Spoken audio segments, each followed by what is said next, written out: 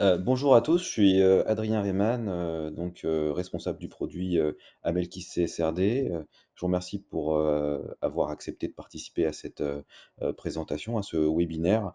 On a encore pas tous les participants qui sont connectés. Je voudrais attendre une minute ou deux avant de démarrer la présentation. Donc, si vous voulez bien patienter encore une minute, ce sera très gentil. Merci.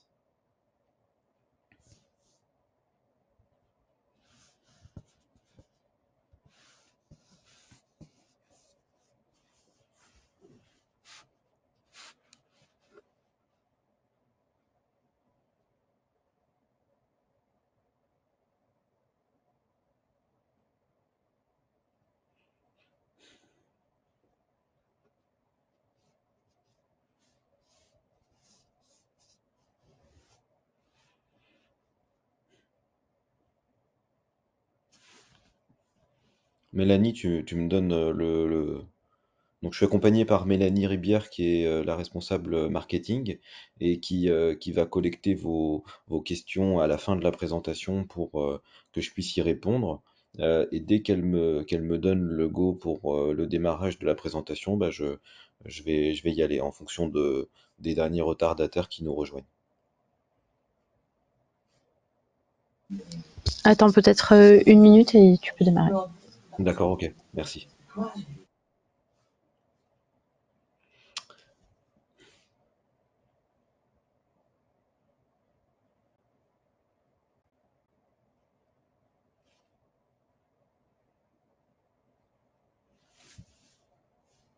Encore, bah, allez, disons 30 secondes et on va démarrer.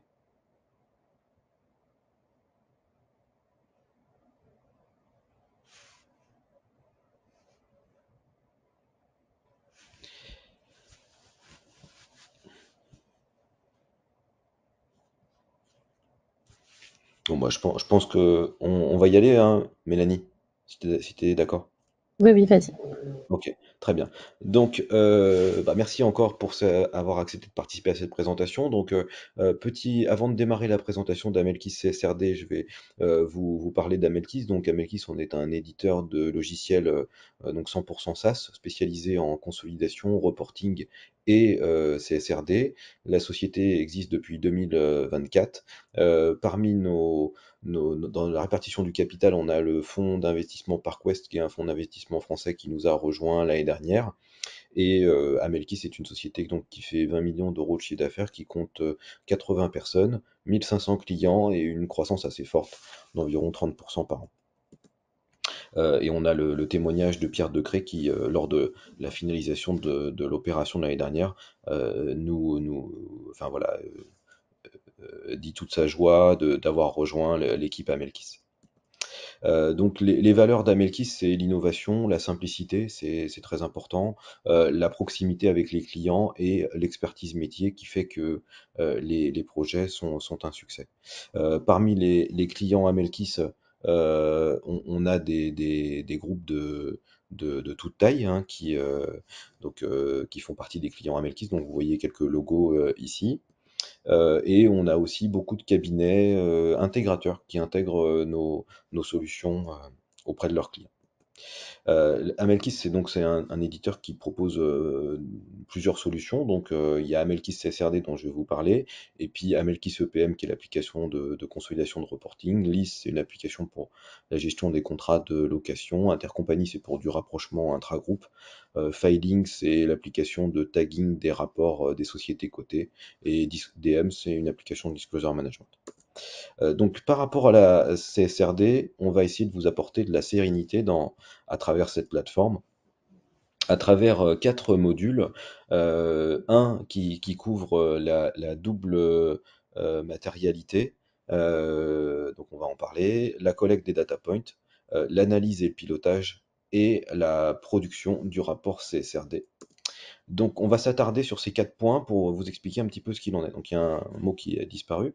Donc, Amelkis CSRD, dans sa gestion de la double matérialité, permet de formaliser toutes les étapes de conception de cette double matérialité. Donc, on va retrouver dans cette application l'identification des enjeux, des impacts, la qualification des impacts, la cotation des impacts et la visualisation des résultats. Donc, comment ça se passe? Donc, première chose, dans l'application, vous allez retrouver un module double matérialité où vous avez l'ensemble des thèmes, des sous-thèmes et des sous-sous-thèmes qui sont abordés, donc à peu près une 70 lignes, avec la pertinence et la matérialité. Alors, la pertinence, vous le savez, par exemple, si je prends un exemple, un cabinet d'expertise comptable qui ne traite pas de ressources maritimes, de ressources marines, donc du coup, cet enjeu n'est pas pertinent. Donc on a tout à fait le droit de ne pas reporter dessus, parce que c'est clairement non pertinent, et donc il suffira de mettre un commentaire pour expliquer que c'est pas pertinent. Après, il y a les enjeux climatiques ou propres à l'activité de l'entreprise ou la conduite des affaires. De toute façon, ça, c'est des sujets qui sont toujours pertinents. Donc une fois qu'on a passé ce premier niveau, en cliquant sur chacune des lignes, on va rentrer dans, premièrement, l'identification des impacts. Donc on va pouvoir renseigner les impacts positifs et les impacts négatifs liés à cet enjeu. Donc par exemple, on va retrouver un enjeu santé, sécurité au travail, et on cite souvent l'exemple de dire par exemple dans une société industrielle, eh ben, l'utilisation des machines industrielles, ça comporte des risques d'accident et donc c'est un impact négatif. Et en impact positif, on pourrait retrouver la formation, l'organisation des sites, la mise en place de procédures de sécurité qui permettraient de pondérer ces risques. Après, on a la qualification des impacts. Donc, on va devoir préciser si les impacts sont réels ou potentiels, quelles sont les parties prenantes qui sont impactées. On va avoir la cotation des impacts avec trois niveaux, l'ampleur, l'étendue, le caractère irrémédiable que vous irez renseigner. Donc, l'ampleur, c'est la gravité ou le bénéfice. La portée, c'est l'étendue de l'impact, donc par exemple local, le caractère irréversible ou non, et la cotation. Alors, les cotations, vous pouvez les changer. On a défini une cotation qui va jusqu'à 4, et donc on peut modifier cette cotation derrière si on veut. Après, on va avoir l'identification et la cotation des risques et des opportunités. Donc, de la même manière, on va pouvoir coter financièrement l'ampleur et la probabilité. On va ensuite avoir l'outil va générer un résultat et il va mettre en lien en fait chacun des enjeux que vous avez mis comme étant matériels avec la taxonomie, la liste des data points. Parce que vous savez, votre double matérialité, elle fait 70 lignes, il y a 1000 data points. Donc on a fait évidemment un rapprochement pour que lorsque vous définissez que l'enjeu est matériel, et ben derrière, ça active automatiquement tous les data points qui sont liés à cet enjeu. Alors, une fois que cette double matérialité est faite, que les data points sont définis, on va parler de la simplification de la collecte des data points. Donc, dans la plateforme Amelkis, vous allez retrouver quelque chose qui est très important, c'est la manière dont on gère la cohérence entre les IRO, les politiques, les plans d'action et les objectifs. On va retrouver aussi du workflow, la gestion des reporting. Bon, je vais passer après dans chacun des points, mais le premier, c'est la cohérence entre les impacts, les risques, les opportunités, les politiques, les objectifs et les plans d'action. C'est très important, c'est obligatoire. Donc, si on veut schématiser, pour chaque IRO, vous devez, donc par exemple, un IRO climat, qui rassemblerait l'impact, le risque et l'opportunité liés au climat, eh ben, on aurait une politique climat, un plan d'action climat et des objectifs climat. Donc évidemment, vous pouvez avoir autant d'IRO que vous avez, que vous avez identifié, vous pouvez avoir autant de politiques que vous voulez, autant de plans d'action, autant d'objectifs. Et dans la plateforme, la première chose qu'on va vous demander, du coup, pour simplifier après l'utilisation de ces critères, c'est de les créer. Donc, dans la plateforme, quand on crée le reporting, on définit ces listes-là. Donc, on va pouvoir définir la liste des IRO. Donc là, par exemple, j'ai IRO climat, pollution. Donc, je les ai codifiés. Après, j'ai mes politiques. j'ai mes plans d'action et j'ai mes objectifs. Et c'est également dans cette vue-là qu'on va limiter les valeurs de dimension. Parce que vous avez fait votre double matérialité, vous avez 300 indicateurs ou 400 indicateurs à collecter. Maintenant, il va falloir aussi réduire, pour simplifier la collecte, les membres. Par exemple, il y a des data points qui s'analysent par pays. Si on prend la taxonomie, il y a 150 pays, par exemple, ou 80 pays. Pour éviter d'avoir des tableaux trop grands, on va dire sur quel pays le groupe travail. Et donc, du coup, on va avoir, par exemple, France, US, Angleterre, Roumanie, voilà. Et on va faire ça pour toutes les dimensions pour simplifier après la navigation dans la plateforme. Alors après, maintenant, une fois qu'on a créé donc ces listes-là, bah, du coup, quand on va rentrer dans la plateforme pour renseigner nos IRO, et ben, on va retrouver des tableaux comme ça qui vont se générer avec tous nos codes IRO. Donc, et on va avoir à simplement à les décrire. Donc, vous allez reprendre votre double matérialité et vous allez répondre aux différentes questions. Il y a plus de questions ici que dans la double matérialité que vous avez fait au départ pour définir votre matérialité. Vous allez avoir des questions à choix multiples, des descriptions. Donc, par exemple, quand on va vous demander si il y a une liste déroulante qui est Material Impact Risk Opportunity, et ben, il y a une liste déroulante derrière qui vous demande est-ce que c'est votre IRO, il rassemble les trois, ou est-ce que c'est juste une opportunité? Donc ça, ce sont des listes qui sont standards, qui sont issues directement de la taxonomie des data points qui est dans la norme, hein. On n'a rien inventé et on n'a rien paramétré puisque l'application est capable de récupérer automatiquement, à partir de l'import de cette taxonomie, l'ensemble des data points et des dimensions. Donc il n'y a aucun risque d'erreur, c'est vraiment complètement conforme. Et quand vous allez aller sur l'autre question qui est en dessous, Sustainability Meter, eh ben, vous allez avoir la liste des sujets. Donc moi j'ai fait juste un filtre en mettant dans le libellé pollution. Et il m'a sorti, comme c'est pour les IRO, tous les thèmes qui étaient disponibles. Et donc j'ai pris ESR2 Pollution Member. Mais voilà, ça sera à vous de définir quels sont comment vous allez répondre à ces questions à choix multiples. Il y a aussi, par exemple, là, est-ce que c'est à long terme, à court terme? Des fois, il y a des questions oui ou non. Donc, vous allez avoir ça sur les IRO, donc vous allez répondre à toutes ces questions-là.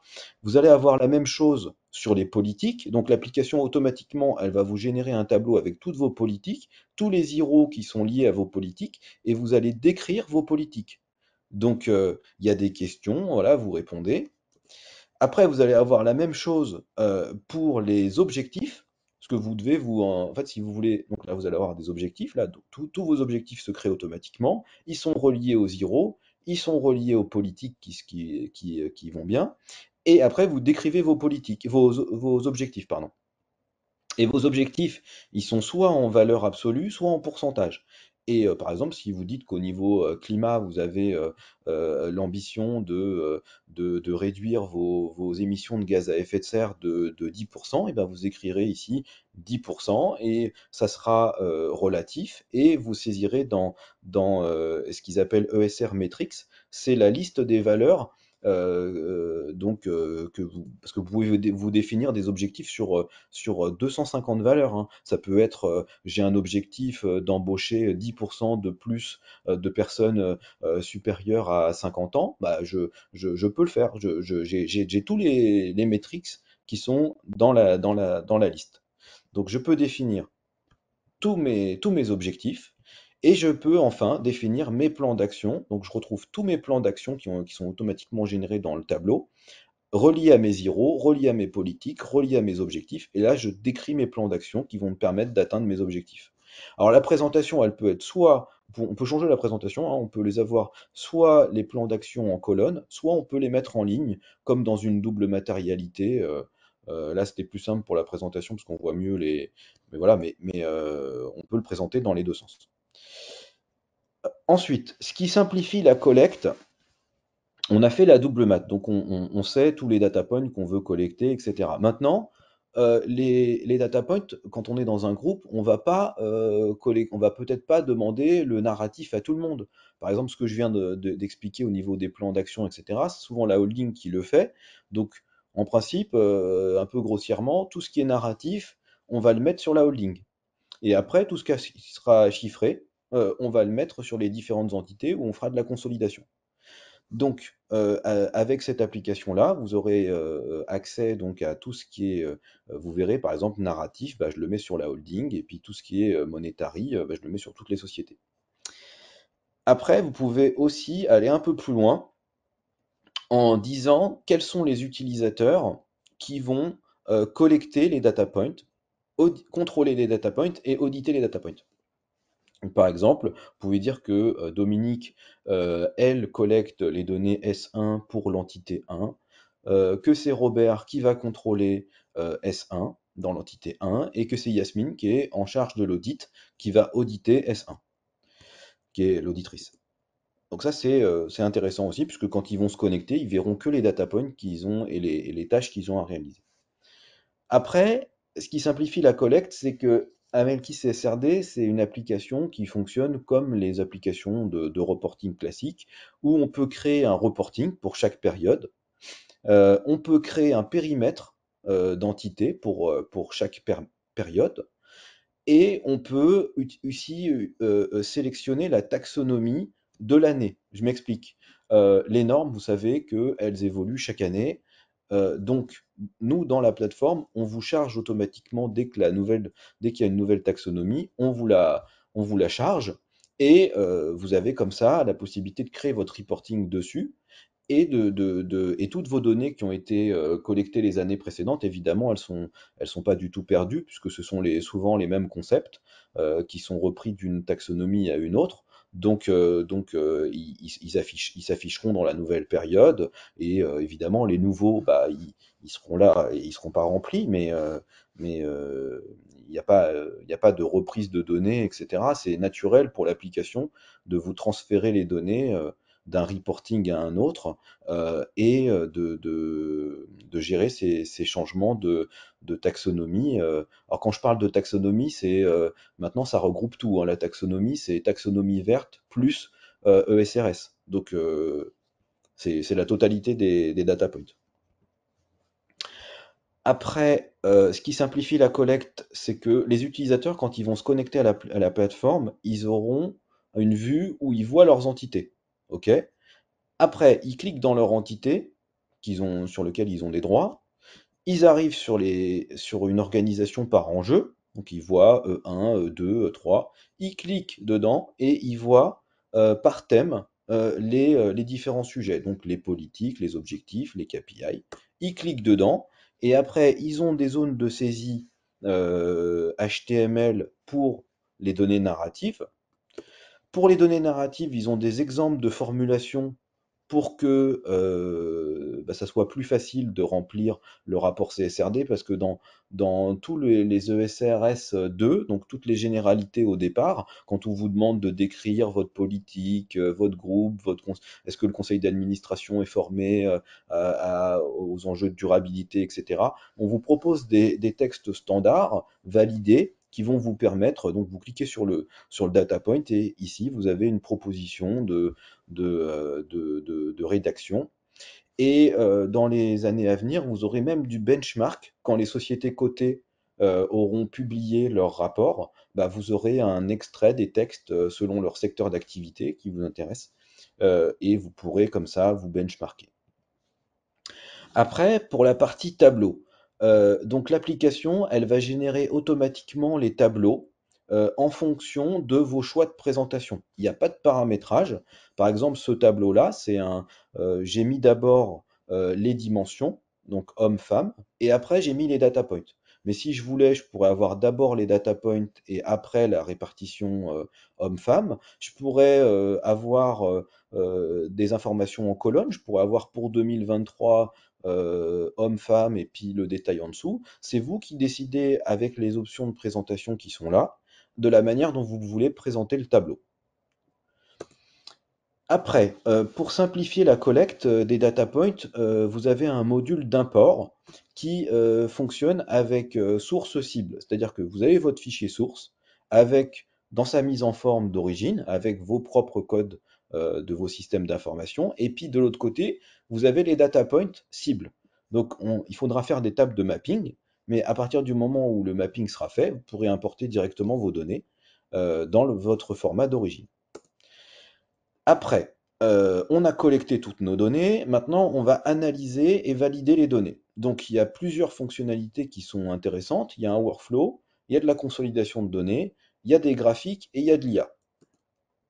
Donc, le workflow. Premièrement, dans tous vos data points, vous allez avoir des petites boîtes qui vous disent données collectées, contrôlées, auditées. Donc, vous allez avoir la possibilité, donc, dès que la donnée elle est collectée, elle va automatiquement passer en collecte terminée. Après, il y a le contrôleur, il va le passer en contrôle terminé, et l'auditeur qui aura accès à la plateforme pourra passer en terminé. Pour communiquer ensemble, ils ont accès à des fonctionnalités de communication en ligne. Ils n'ont pas besoin de connaître le nom de la personne à qui ils s'adressent, c'est juste la fonction, puisqu'on a vu au départ qu'à travers le workflow, on avait attribué à Dominique la collecte, à Robert le contrôle et à Yasmine l'audit. Donc du coup, l'utilisateur, quand il sait pas forcément que c'est Yasmine qui audite, mais et Yasmine sait pas forcément qui collecte. Donc elle laisse un message en disant bon bah ce data point là, il me manque ça, il me manque ça, il me manque ça. L'utilisateur reçoit une notification, il répond. Et il y a un suivi du workflow ici où les utilisateurs peuvent voir facilement les indicateurs qu'il leur reste à collecter, qu'il leur reste à contrôler, les messages qui n'ont pas été lus. Donc ça leur donne une vision complète de suivi. Après, la plateforme, elle fait de la consolidation. Donc, on a demandé à deux, trois sociétés en entités de remplir leur data point. Et ben, l'application, elle va vous faire des synthèses. Donc, c'est les mêmes tableaux, mais présentés avec une dimension entité. Donc, donc, vous pouvez présenter d'abord entité et les lignes. Vous pouvez avoir les lignes et les entités en dessous. Vous pouvez les avoir en colonne. Vous pouvez choisir la date, etc. Donc, ça vous fait les tableaux. Il suffit de mettre des coches et de dire ce que vous voulez mettre en coordonnées. Et vous avez l'agrégation automatique. Après, pour chaque tableau, vous avez un générateur de graphiques qui, de la même manière, vous demande, bah, vous voulez quel format de graphique, qu'est-ce que vous voulez mettre en ligne, en colonne, et quel type de graphique, et ça vous génère votre graphique associé au tableau. Après, vous avez une IA générative. Alors, je m'explique. Si vous êtes dans un groupe où il y a plusieurs activités différentes, etc., et que ça vous intéresse de collecter des politiques, des plans d'action au niveau des entités, vous pouvez le faire. Vous aurez l'entité 1, l'entité 2 qui a répondu à la question, et l'application, elle vous fera une synthèse automatique par data point que vous pourrez valider, etc., et que vous pourrez mettre dans votre rapport final. Après, une fois qu'on a fait toute cette collecte, tout ce contrôle, et cetera, on passe à l'automatisation du rapport CSRD. Donc il y a 3 choses. Il y a un éditeur HTML intégré dedans, il y a des liaisons avec les tableaux et les textes qui ont été collectés dans la plateforme, et il y a du tagging automatique. Donc l'éditeur HTML qui est intégré dans la plateforme, c'est comme un Word. Il permet d'insérer des images, de faire des sommaires dynamiques, d'insérer des tableaux, de gérer des styles et d'exporter en Word ou en PDF.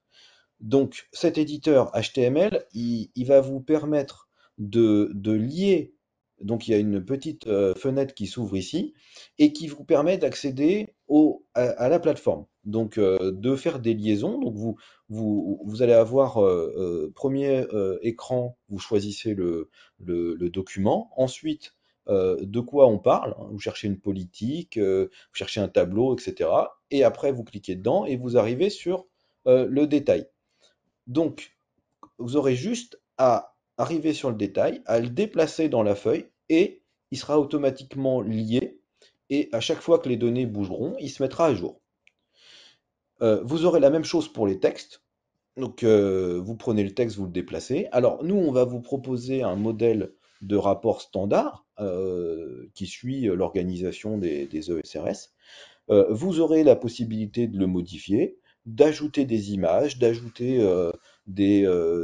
travailler avec une agence de communication pour insérer de la mise en page, etc. Donc, euh, vous pourrez faire à peu près comme vous voulez. Ensuite, la plateforme, elle génère automatiquement le rapport au format XBRL. En fait, ça fait 4 ans que Amelkis fait du XBRL pour les sociétés cotées, donc on est un partenaire certifié, on sait exactement ce que c'est. Et l'objectif de la plateforme, c'est de gommer toute la complexité du tagging. C'est-à-dire que, en fait, vous en rendez pas compte, mais la plateforme, je l'ai un peu évoqué pendant la présentation, en vous disant que quand on créait le reporting, on sélectionnait une taxonomie. Bah, une taxonomie, c'est ça, c'est la liste de tous les data points avec toutes les règles de présentation, de calcul, de cohérence, etc. Et donc, en fait, dans la plateforme, il n'y a aucun paramétrage. Quand vous collectez des données, vous les collectez directement sur des data points issus de la taxonomie. Donc, c'est pour ça qu'on est capable de générer du tagging XBRL à la fin automatique, parce que quand vous rapatriez un texte ou une valeur, nous, on a toute la chaîne avec toutes les dimensions qui sont nécessitées pour le tag. La date, l'unité, si c'est des données monétaires, on sait si c'est du million, du millier, on sait si c'est de l'euro, si c'est autre chose, on sait quelles sont les dimensions, l'entité qui déclare, enfin on sait tout quoi.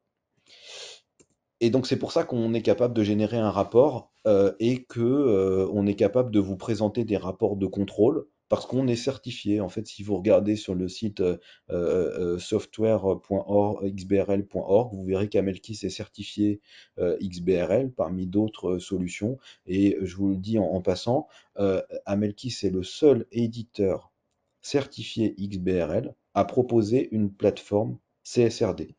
Vous ne trouverez aucun éditeur de plateforme pour le moment, ça ne veut pas dire que ça va pas arriver, hein, mais actuellement, c'est la seule plateforme d'un éditeur certifié XBRL.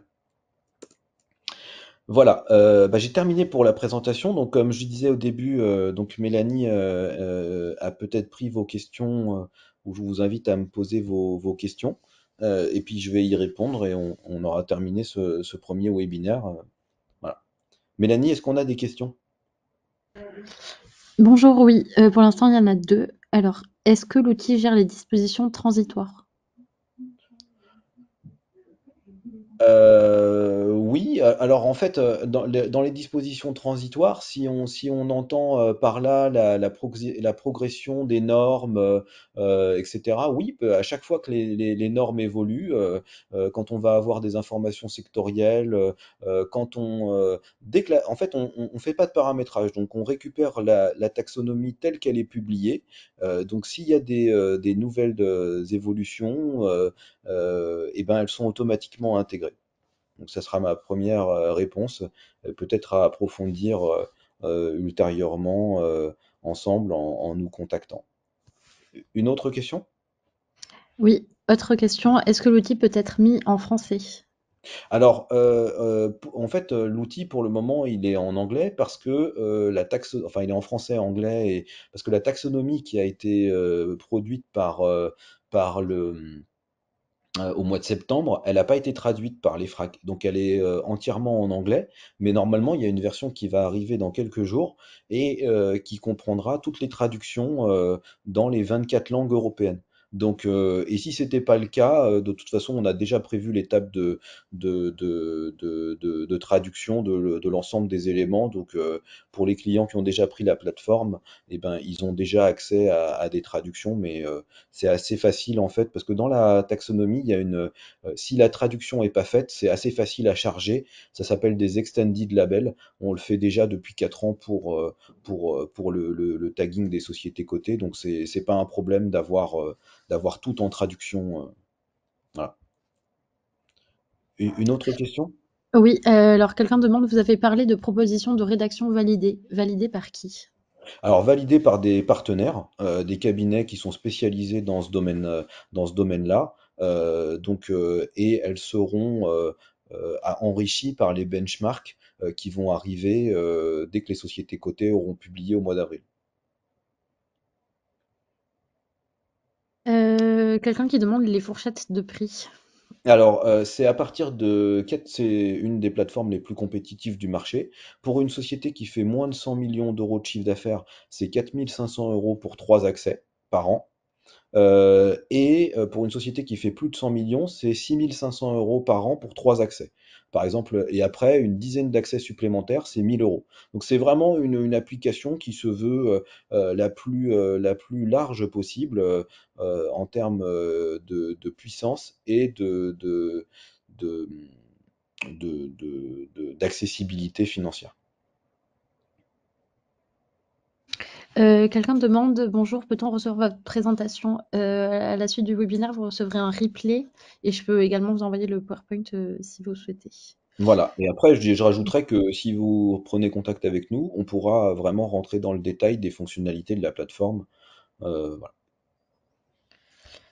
Autre question, quand on utilise déjà Amelkis comme logiciel de conso, y a-t-il des interfaces qui alimentent la plateforme CSRD? Oui, au niveau du périmètre des entités, des éléments financiers qui alimentent la taxonomie verte, donc les sujets sur l'alignement par activité, oui. Voilà, c'est ma réponse. Autre question, lorsque la démarche est déjà bien engagée et que le premier rapport de durabilité est en cours de rédaction, avez-vous prévu l'importation des données existantes, IRO, DMA, etc. Alors, tout s'importe dans la plateforme. On peut simplement, c'est ce qui est pour le faire depuis 4 ans, quand on nous donne un rapport, si on nous dit pas à quoi ça correspond comme data point, la plateforme va, quand elle va lire un chapitre, elle va pas savoir automatiquement dans quelle case le mettre. Sinon, ça serait assez risqué. C'est tout le travail des. C'est pour ça qu'on a développé une plateforme. C'est pour ne pas se poser de questions d'interprétation. Parce que si vous voulez, par exemple, admettons, je prends le cas des sociétés cotées, quand elles rédigent leur rapport entièrement avec des agences de communication, à la fin, il faut faire un mapping. C'est-à-dire qu'il faut lire le rapport et dire à quoi ça correspond, donc chaque texte, chaque chiffre, de dire à quel concept ça fonctionne pour faire un tagging automatique. Euh, et je peux vous assurer qu'il y a énormément de discussions qui sont faites puisque le texte n'a pas été. C'est comme si vous preniez un bouquin et vous essayez de faire le glossaire, le sommaire, les défis. Enfin, là, je peux pas vous dire que ça se fera on peut importer, mais ça se fera pas de façon automatique. Il va falloir que on fasse pour le premier rapport qu'on alimente dans les bonnes cases, parce que c'est assez précis et même avec l'IA, c'est aller les mettre dans les bonnes cases. Je suis pas convaincu quoi. Voilà. Une autre question? Pas d'autres questions. Quelqu'un qui dit: «Pouvez-vous nous envoyer les chiffres qui viennent d'être énoncés?» Si vous parlez des je sais pas si vous parliez des tarifs? Oui, Si vous parliez des oui, oui. tarifs, Ah oui, un si commercial reviendra vers vous. on peut pas les envoyer à tout le monde comme ça, mais si vous nous envoyez un email, on vous les enverra sans problème, quoi. Je transfère votre question au commercial chargé de votre compte qui Oui, voilà, reviendra c'est vers ça. C'est ça, c'est vous. Oui. parfait. C'est bon. Pour l'instant, pas d'autres questions. Ok. Et ben, s'il n'y a pas d'autres questions, bah, je vous remercie à tous pour votre attention. Et puis, toute l'équipe Amelkis est à votre disposition. Je vous souhaite une très bonne journée. On clôture là, Mélanie? C'est bon? Oui, oui. Ok, très bien. Bah, encore merci alors. Au revoir.